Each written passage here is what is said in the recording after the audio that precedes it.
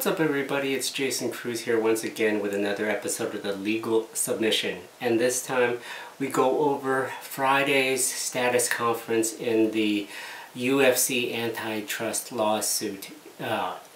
It has been a while since anything has happened in the UFC antitrust lawsuit, and still there is no movement as far as an opinion from Judge Richard Boulware as to the class action status of the plaintiffs that are suing Zuffa.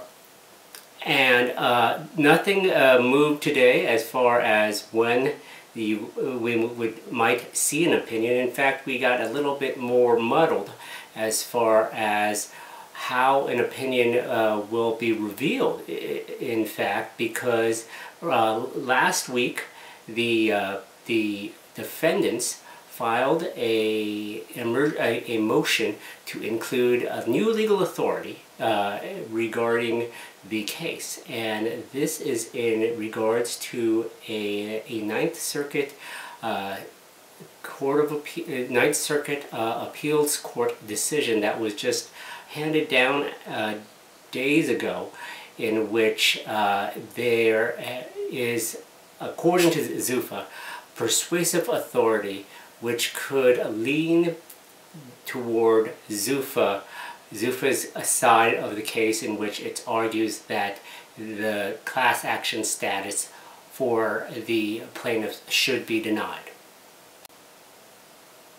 So the plaintiff's expert, Hal Singer, on behalf of Kung Lee and the other athletes, Dr. Singer determined that wage share was the prevalent way to determine whether the athletes in this class were aggrieved or were injured by the UFC's anti-competitive practices. And he indicated that, as we know, the damages ranged from $800 million to $1.6 billion in his analysis and expert report. The opposing viewpoint, Zuffa's experts of Dr. Andrew Zimbalist and Dr. Robert Topol, did not believe in this wage share regression theory that was proposed by Dr. Singer. Instead, they looked at the wage levels. And basically, by this measure, since on average UFC fighter wages had increased, Dr. Topol argued that the fighters have suffered no damage at all. So, looking at it that particular way, the UFC argues that fighters' salaries have gone up incrementally throughout the years. However, from Dr. Singer's standpoint, you do a little more analysis as far as how the revenues are distributed, and I believe that's where the number 18 to 20% of the total revenues of Zuffa are spent on the fighters, whereas if you looked at other leagues such as the MLB, NBA, NHL, all of those other particular leagues where there is a collective bargaining union by the players, they are getting between 46 to 48% of the revenue obtained by that particular league. So what does that all mean? So the two models in the tuna case, let's just call it the tuna case, were wildly different hypotheses on the percentage of class members who were affected by the alleged price fixing. So therein lies the inherent issue that the Zuffa and plaintiffs are arguing about with this new case that was handed down. So the plaintiffs contended that nearly 95% of the tuna purchasers had suffered an antitrust injury, but defendants said nearly 30% were uninjured. So the Ninth Circuit held that the trial court judge, Judge Janice San Martino, should not have certified the class without resolving that particular discrepancy. And in the status conference on Friday, Judge Boulware wanted to know from both parties whether or not there was a need for additional briefing on the issue as it relates to this particular case. So to give you some context here and a timeline, the tuna case, the Olean Wholesale Grocery Co-op versus Bumblebee Foods case, that was argued in October of 2020. The opinion was just issued this past week. I believe April 5th or 5th or 6th or something like that. And the initial status conference in the Zuffa lawsuit happened in September, probably a couple weeks before this case, the tuna case, was argued. And then in the status conference in September, it appeared as though the Judge Boulware already knew what he was going to, the opinion that he was going to issue. Then we move a couple months down the road. In December, there was another status conference. He wanted to know if anything had changed, and indicated that an opinion was going to be issued yet again, but we didn't get anything. And here we are. It is April 9th, 2021. Judge Boulware did indicate that he had a draft, but it appears as though this opinion had been put on hold pending this particular case. And so the question bears in mind is to whether or not the judge will utilize this particular case, Olean Wholesale, the tuna case, as something in which he will now have to go back and apply to the analysis rendered by the experts.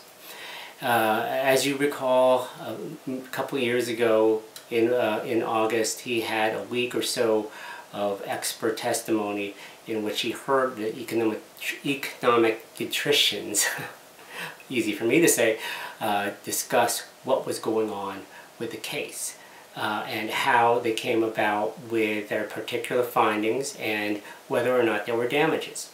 The issue I foresee being argued by Zuffa is whether or not Judge Boulware came to a conclusion that the class he will certify, which probably will be the BAU class, of that class, how many people have been actually injured. If we apply this new case to the Zuffa case, Zuffa will argue that based on the new tuna case, that Judge Boulware would have to have done more to determine whether or not athletes in this case were injured. Now, not every athlete has to be injured, but it appears as though the tuna case has made it more stringent as far as a predominance factor, something that's in Rule 23 of the class action rules. Predominance factor, you know, how many people of the class that will be certified are actually injured, not potentially, but actually injured. Is that a factual or legal question? That's a very good legal issue that it could still be pending from this tuna case.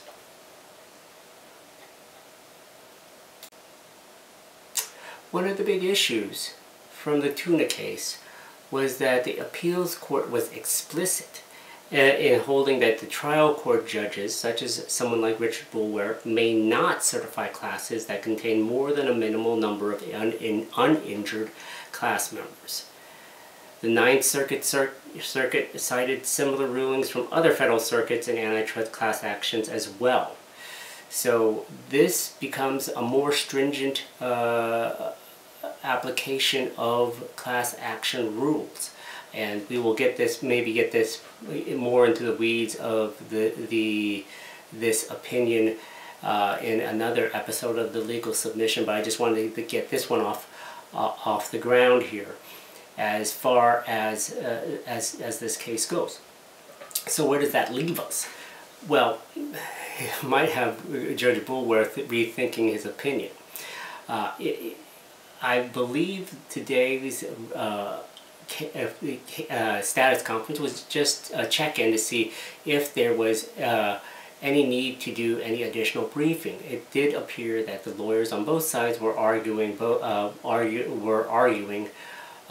the application of the Olean wholesale food case, the tuna case, because what Zuffa wants is for them to have a very narrow ruling on this, in that, you know, hey, we plaintiffs have to prove that X amount of people in their class were actually injured, and Zuffa will argue that they cannot, and therefore the class action status must be denied. Whereas plaintiffs will argue that, of course, they have throughout this time they've presented the evidence based on Dr. Singer's findings and wage share analysis and its regression, and based on that, you can easily conclude that a great deal of the proposed class have been injured. So we will continue on with looking at that in a future legal submission that will come out soon. The other thing that came out today, a couple things. Well, the issue regarding the release of documents, that is going to be for another day, another hearing, and it didn't seem like it was going to be anytime soon because the court is busy. So that might be put on hold as well. The other thing is the new issue related to a third law firm that is not related to this case, advertising to potential class members about this lawsuit. Obviously, for the plaintiffs who spent a lot of time and money in this and are potentially on the cusp of being the class counsel in this lawsuit, they are protecting their territory and making sure that any other attorneys or law firms out there do not overstep their bounds in trying to recruit people that are potentially in the class. Now, at some point, you definitely can opt out of a class certification, class action certification. You have to retain your own attorneys. Usually you get a letter received from the court or drafted by plaintiff's counsel related to that, but that still is an issue that's up in the air. From what I understand from the court hearing today, the third-party law firm has until April 13th to respond. We will see how they do so. Zuffa has filed a briefing as well, of course disagreeing with plaintiffs on certain language regarding a potential order that can be occurring. What this all means is there's still more work to do even before we get the class action status, and even any more litigation on the merits of this case. So once again, it's the legal submission, Jason Cruz for MMA Payout. Please subscribe if you're watching this on YouTube. I greatly appreciate it. We will be with you soon. Have a good one.